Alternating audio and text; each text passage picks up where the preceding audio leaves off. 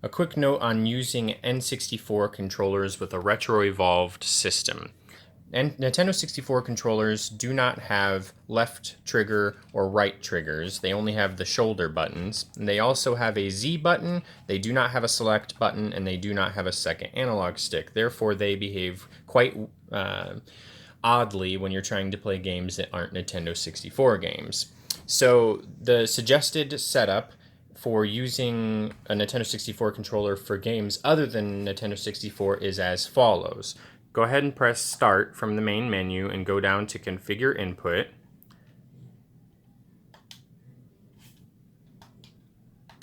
And hold a button on the controller that you wish to configure. And here's how we're going to set it up for non-N64 games. And unfortunately, you will have to do this anytime you want to play a game that is non-N64. But if you have two Nintendo 64 controllers, you can set one of them to have this configuration and one of them to have a Nintendo 64 configuration if you wish to not have to do this over and over again. So for games that aren't N64, use the normal D-pad, up, down, left, right, just like it says on the screen. For start, we just use start. For select, we are going to use the C down button. For A, just press A. For B, press B. For X, we're going to use the C left button. For Y, we're going to use the C up button. For left shoulder, just use the left shoulder. For right shoulder, use the right shoulder. For left trigger, we're going to use the Z button. For right trigger, we don't really have anything for right trigger, so we're going to use C right. And for left thumb and right thumb, you're just going to have to hold a button and skip those because they do not work. For left analog up, just use up, down, left, right as usual. And for right analog up, you're just going to hold a button. For right analog down, hold a button, left and right, because we're skipping that. And then for hotkey enable, I suggest using the Z button.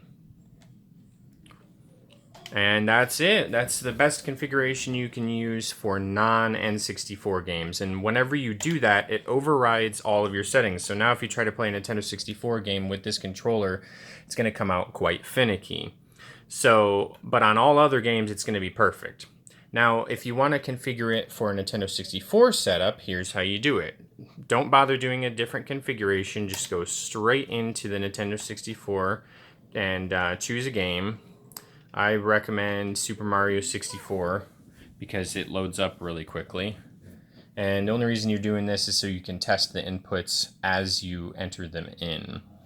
So the hotkey button to open up the Retroarch menu is going to be the hotkey button plus X. And since we assigned the hotkey button to Z and the X button to C left, those are the two buttons you're going to hit when the game starts up, and it'll open up this menu.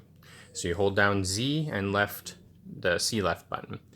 Then you can go down to Settings and go to Input and go to Input User 1 Binds. And you can go down here and basically you're going to want to change the A button by pressing A and then pressing A again. And that sets it to A. So, and then press A on the B button and then press B. So basically we're just hitting a button to select it. It says, okay, we want to change the start button. So select it by hitting A. Then press the button you want to assign to start, which I'm going to assign the start button. And just keep doing that for everything that doesn't seem correct. So for the C buttons, these are obviously not correct because as you see, there's nothing there at all. So what you can do is you can press the A button, and here's how it goes. For the top one, you're going to hit C right. For the one under it, you're going to hit C left. For the Y buttons, you're going to start with C down, and then for the last one, you're going to hit C up. And this should fix any sort of weird controls that you have. And what you're going to want to do after that is hit Save Auto Config. After this is done, you can exit the menu by holding the Z button and pressing the C left button again, and this will close the menu. and then you can play the game as usual, and everything should be working fine this time. So there you go.